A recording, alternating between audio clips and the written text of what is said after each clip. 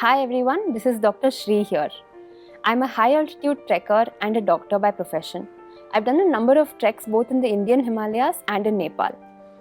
Today we're going to be talking about trekking with hypertension, a very important topic. I got an email from Surendra from Chennai. Let me read out his email to you. Hey Dr. Sree, I'm Surendra from Chennai. I wanted to ask about trekking with hypertension. I have been hypertensive since 5 years and on regular medication. Having always wanted to do a Himalayan trek, I was wondering if this was possible, and if yes, what steps and precautions do I need to take before and during the trek?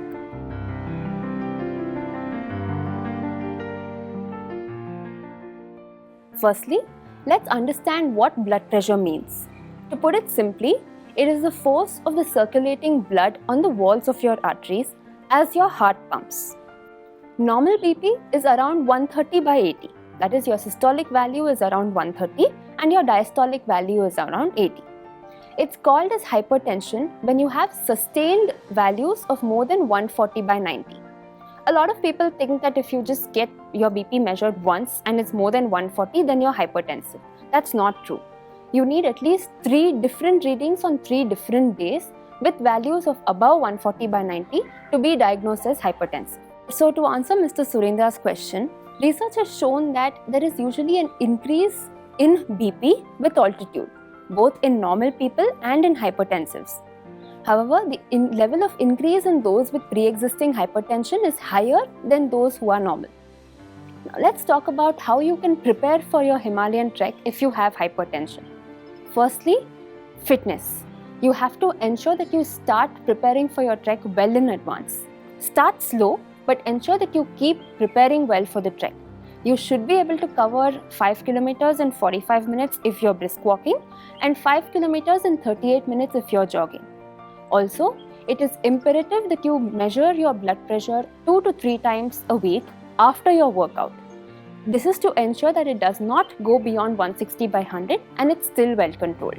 Also, pranayama and meditation really help you not only in getting fit for the trek but also in stress control.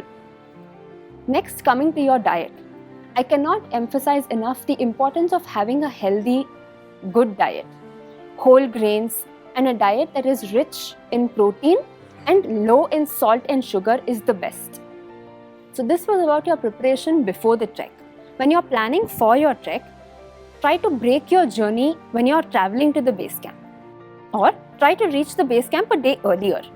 If you break your journey, this will help in giving you more rest before you start your trek and also ensure that you're better acclimatized.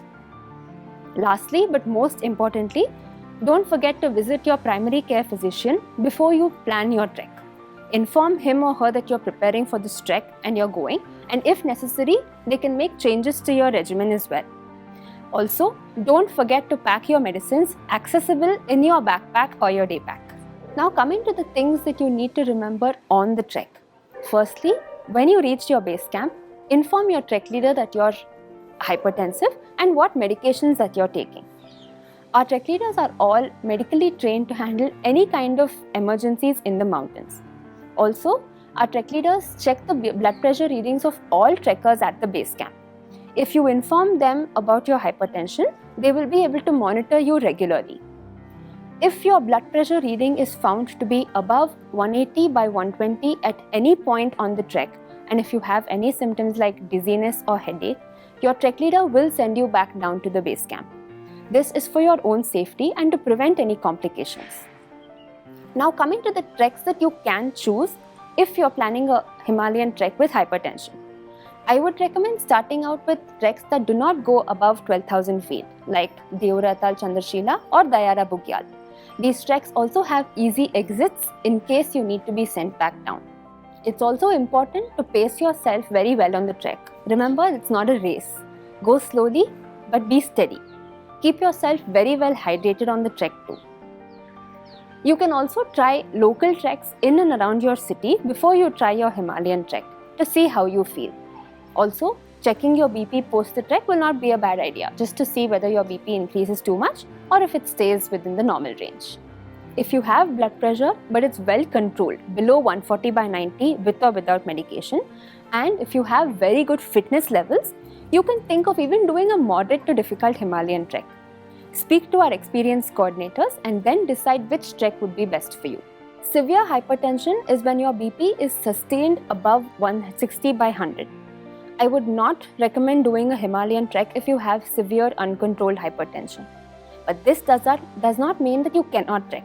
You can definitely try local 2 to 3 hour treks near your house. But what I would recommend is make sure that you take your medications with you, and if possible, take a buddy with you. So in case you feel lightheaded or dizzy on the trek, you can always come back safely. We've covered everything related to trekking with hypertension.